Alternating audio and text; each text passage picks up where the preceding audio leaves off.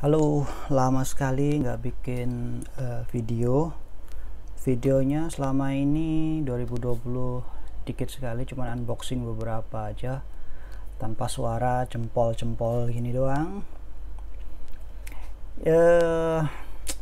Yang pertama mau dibahas adalah koin paling super sakti menurut gua loh ini. Ini koin sakti adalah si JST ini kata rekanan dari Tron. Profilnya sendiri sih gue juga baru tahu berapa minggu yang lalu setelah hype-nya ya. Ini udah mulai turun. Jadi sekarang ini emang lagi merah semua. Ini gini-gini aja. Ini emang lagi merah semua, ya kan?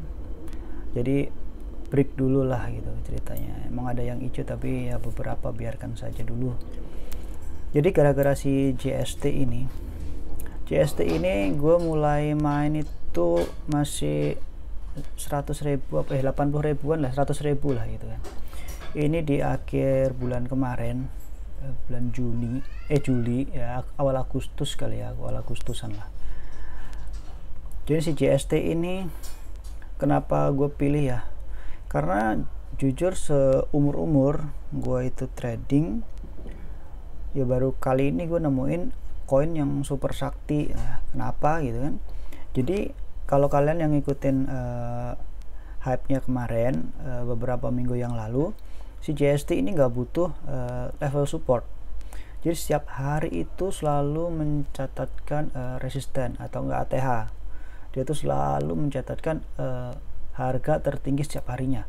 Minimum itu yang dicatatkan adalah lebih dari 50 poin atau enggak ya 100 poin tuh pasti setiap hari loh. Itu jarang banget namanya itu dia menemukan level support. Nah baru-baru kali ini aja nih ada kayak gini, tembok nih gini. Sebelumnya tuh bener-bener nggak ada gitu kan, cuman di sini tuh yang belinya instan, nggak ada orang jembreng begini, jarang. Apalagi setelah melewati masa 500. Ini kayaknya gue pilih ya karena buat kenangan aja nanti di beberapa bulan mendatang atau berapa tahun atau ya kedepannya lah biar. Jadi ini ada dari chartnya nih. Ini kan per jamnya ya, ini kan udah mulai turun hype-nya. Ini dari 1500 loh tingginya. Kita lihat tuh, gila kan. Ini nggak kelihatan lagi nih. Oke, kita tundukin dulu handphonenya. Oke, gini ya, kelihatan. Nampak tak? Monitorku kecil men, gak punya duit buat beli gua. Gembel. Kurang tinggi kali monitornya begini. Nggak bisa kelihatan lah, nampak ini nah. Oke, kurang nunduk. Nah, pas kayaknya sih. Ya gue pegangin gini aja lah ya. Oke, jadi gue tuh dari sini nih. Nah kan beneran bulan kemarin ya, masih di sini nih. Pokoknya bulan Juli gue ingat banget masih 100-an. Nah kan itu gue sehari aja bisa 200 gitu kan.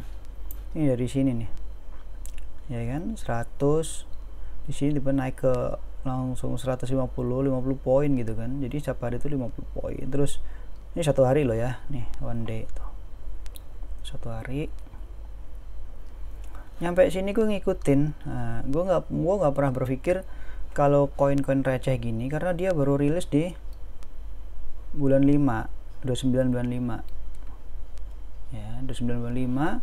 Pergerakannya mah standar seperti koin-koin micin lah menurut gue ya, karena gue belum tahu ya kan koin-koin selama ini bertahun-tahun ya. Gue selalu nungguin itu si Ethereum, Bitcoin ya, seperti itulah koin-koin besar ya, seperti itu. Tapi ini karena gue sempat kejerumus lah kasar di AOA market. Gue tahu banget tuh AOA market, dan gue sempat hancur di sana karena emang koin baru. Gue ngikut flash buy gitu ya, karena dia pergerakan cepet banget. Kalau kalian masuk sekarang sering seperti itu di pump lokal mungkin gitu ya, di update naik tinggi terus hancur gitu kan. Jadi kalau mau dapat enggak ya enggak gitu. Jadi ini setiap hari ini kayak gini. Ini dari sini nih, dari 100 di akhir bulan, di bulan Agustus, mulai Agustus ini udah nembus ke 200. Gue masih ngikut ya kan. Ini tanggal 2, 3, 4, 5, 6, 7, 8, 9 ya, tanggal 8 di 9 gue cuman sanggup ngikutin nyampe sini saja bro, nyampe 450. Habis itu gue takut, super takut, karena nggak ada level supportnya. Jadi kalau misalkan ada orang iseng gitu jual 500 juta misalkan ya, itu bablas tuh, nggak tahu itu nyampe mana. Kalau kalian lihat di Palung Mariana, kalau bisa diukur mungkin kayak seperti itu, dalam banget, bisa nyentuh sini lagi. Ini kan koin baru, lu nggak tahu ini bisa naik apa enggak gitu kan. Itu udah gila gitu kan. Nyampe sini gue diem, bener aja nih di sini bubble ya, menurut gue sih bubble ya. Di tanggal 9 nya itu dari harga hampir 1000, ini udah berapa kali pencapaian di sini tuh, 3 kali itu naik mentok-mentoknya. Ini kan karena gue membal mainnya, dia sempet jatuh dari sini tuh, bablas dari 976 ini bablas ke sini. Ini dalam sekian menit kalau nggak salah. Ntar kita lihat chartnya per jamnya. Habis itu ternyata dia naik lagi nyampe 1500, baru drop nyampe sekarang. Terus tapi dia bangkit lagi ke 900 baru kemarin. Ini nggak nyampe sebulan bro, buat nyampe dari titik 100 ke sini. Ini baru, mungkin ada koin yang lain yang gue lewatkan, tapi ini fenomenal banget menurut gue. Dan punya usut ternyata si Devi di centralized apa sih, financial. Nah ini gue taunya sih Ethereum ya kan, dia karena belum rilis, ternyata ini udah duluan kayak gitu. Jadi dia nggak terpaku sama si USD. Infonya sih samar banget karena bener-bener koin baru, fundamentalnya menurut gue kurang, ya barulah tahu sendiri bagaimana. Jadi gue nggak punya nyali, itu bener gue tumbang di sini. Kalau gue mungkin punya nyali kayak gue bisa pegang Bitcoin, BCH atau Litecoin, gue akan bertahan itu bener-bener nyampe ya, karena dia akan balik ke harga itu, entah itu kapan tahunnya. Ini enggak ya, karena setelah ngeliat ini koin-koin ini, gue baru sadar gitu kan, ini koin Devi ya kan, si seperti ini nggak bisa dianggap remeh karena pergerakannya gila. 20%, 5% per hari itu pasti seperti ini nih pergerakannya. Jadi nggak bisa dianggap enteng lagi gitu. Jadi sampai sekarang gue tuh lupa. Jadi selama sebulan ini gue lupa Bitcoin itu apa gitu. Selama ini gue udah Bitcoin udah nggak, bodo amat lah gitu kan. Bitcoin sekarang gue ngeliat ya semacam stabil coin. Kalau dia marketnya, gue ngeliat sekarang ada si YFI. Ini koin termahal saat ini. Ini pertama gue lihat adalah, sempat gue mau cobain. Bitcoin tuh stabil begini aja, nggak gerak-gerak. Udah gerak 0,05 aja itu berapa bulan gitu kan. YFI ini sempat gue pengen beli juga karena dia pertama masuk kalau nggak salah 50 jutaan atau berapa gitu. Jadi waktu pas di harga sempat nyentuh harga 100 sekian juta, dia tuh drop lagi ke 54 atau 60 juta gitu kan. Tapi gue nggak beli ya karena takut banget gue pecundang, karena corona ini bikin gue nggak punya nyali sebenarnya. Why Devi ini juga sini YF ini kata sih juga koin Devi, dan lagi sekarang lagi hype nya. Mungkin kalau zamannya dulu Devi ini mungkin lebih ke ICO gitu ya, ICO itu loh, initial coin offering, itu penawaran koin baru yang tahun 2000 berapa ya, 2017an kalau nggak salah, itu Ethereum boom ya kan. Semua penawaran koin baru itu adalah menggunakan jaringan Ethereum, dan ternyata si Devi ini menggunakan jaringan Ethereum.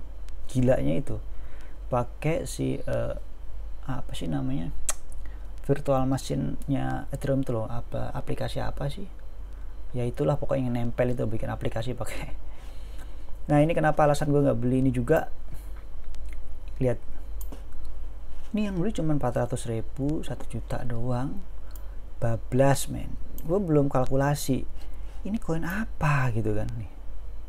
Ini lo kalau punya duit 500 juta jebret gitu kan, ini gue nggak tahu nih gimana. Ini masih ada nih running tag-nya ya kan, dari external exchange ya kan. Si GST itu nggak ada men. Kemarin gue bikin cokot-cokot di kepala, ini kenapa nggak ada gitu loh. Jadi ngobrol ngalur ngidul ini kan. Ya ini koin fenomenal. Nah di sini nih gue tahu banget di sini harga sini 50-an sekian inilah di sini. Gue nggak berani beli. Ternyata dia hitungan satu hari itu jebret tembus 300 juta. Wow gitu kan. Gue cuma bisa bilang wow gitu kan. Oh, ini koin gila gitu kan. Ini corona gitu. Kenapa kalau memang koin-koin seperti ini itu kan nggak dibangkitkan setelah tahulah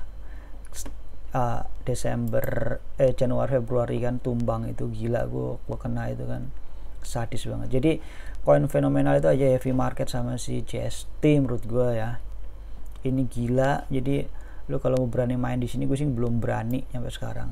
Ini loh harga cuma 16.000 men. Ini kalau pasang 12 juta di sini misalkan ya, ini lo belinya mungkin ikut market luar gitu kan nanti. Ya gue nggak tahu ini sistemnya seperti apa gitu, tapi apakah akan ikut market luar di balance gitu kan. Ini 2006, ini 99, ini nggak tahu jauh atau gimana, gue nggak ngerti karena statusnya bukan seperti Bitcoin yang ada hype. Ini gue kurang paham gimana penawaran itu, gue nggak ngerti jujur ya. Dan ini sifatnya nanti seperti apa gitu, itu yang jadi sampai sekarang tuh gue bimbang ya, karena mungkin karena gue old school kali ya, jadi ya kurang tahu gitu. Ya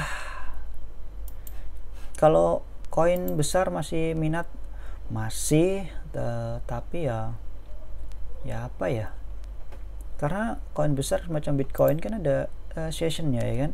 Nah, biasanya kan pergerakannya kan kalau nggak halving, ternyata nggak ada pergerakan di bulan Mei, ternyata bergerak di bulan Agustus gitu kan, atau Juni udah mulai bergerak. Lalu awal tahun biasanya dia naik, itu pun nggak setiap tahun, kadang 2 tahun sekali ya kan.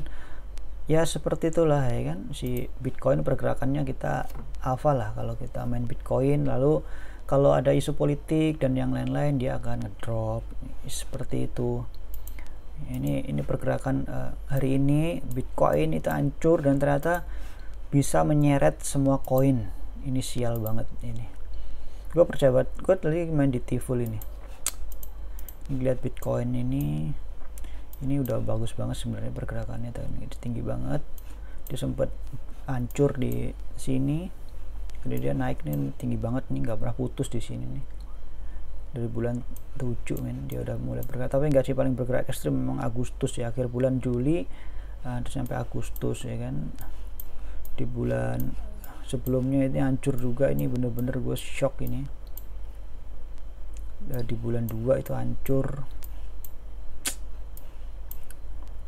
ini bulan 5 Mei ya hancur-hancuran lah kayak gini Bitcoin, karena isunya si perang dagang ya dari si China sama US. Ini mempengaruhi banget, ini bener-bener kayak lo beli koin ini di PHP-in hancur-hancuran, bener-bener hancur-hancur. Udah nggak bisa ditebak lah gitu kan, nggak bisa lu garis gini bakal naik atau enggak, udah setiap hari mantengin aja. Sampai di sini tuh ada kayak angin surga gitu nah, di bulan ini tuh angin surga. Tapi belum tentu orang main di sini semua, karena kayak gini koin-koin receh ini ngeri banget men. Oh naik 80 ke 85 itu duit semua men. Itu yang jadi sekarang gue udah nggak peduli lagi tentang Bitcoin. Ya gue sih peduli ya, karena ternyata sekarang nggak tahu kenapa bisa ini atau permainan atau di balance atau gimana, nggak ngerti. Tapi intinya kalau mau cuan sebaiknya sih pantau semua koin-koin kecil seperti ini, cari hype-nya ya kan. Kalau hype-nya bagus ikutin aja sih, karena pergerakannya sangat kencang banget untuk jangka pendek. tapi kalau mau loss ya hancur beneran di sini, karena kalau udah naik setinggi ini gitu kan, lu nggak akan tahu lu kapan balik lagi, karena dari fundamentalnya ya tahu sendiri, ini nggak tahu, karena gue nggak terlalu paham. Pokoknya kalau ada rame di sini hijau gue ikut aja. Jadi gue cuman misalkan beli di 100 ya, gue jual 120 dah. Terus kalau dia naik lagi atau lagi beli lagi, jual lagi berapa poin aja, itu save IDR aja sih sebenarnya. Karena corona begini mau nggak mau, itu pun kadang kalau lagi sial kadang ya kayak gitulah. Dan ini gue lagi nggak enak banget sama si T-Full. Sebelumnya gue kena di AOA, gue kehilangan 30 poin. Di sini gue kehilangan 20 poin, banyak banget. Gue beli di sini pucuk, gila kan. Terus beli lagi di level 2, dia sempat naik, gue nggak sempat jual karena kemarin gue sibuk. Terus hari ini gue sempet pasang tapi nggak ke proses, ternyata dia sore turun lagi. Gue review lagi, ternyata setelah dikalkulasi emang selama 24 jam itu udah nggak ada kenaikan, gue jual. Dan gue siap buyback lagi di harga paling rendah. Itu sih koin-koin sakti. Jadi kalau kalian yang main di trading ya semoga beruntung aja sih. Kalau kalian pintar sih pasti pintar, kalian bisa menganalisa pasti. Menurut gue sih kayak ini keberuntungan sama jaga emosi aja sih sebenarnya, buat fokus ke depan, karena hidup nggak cuman buat hari ini. Itu aja ya. Kita lanjut ke video berikutnya. Itu gue mau bahas soal mining ya kan. Dari kemarin gue banyak di WA di kontak tentang mining, kenapa sih bisa nyampe sekian megahash gitu. Oke, lanjut.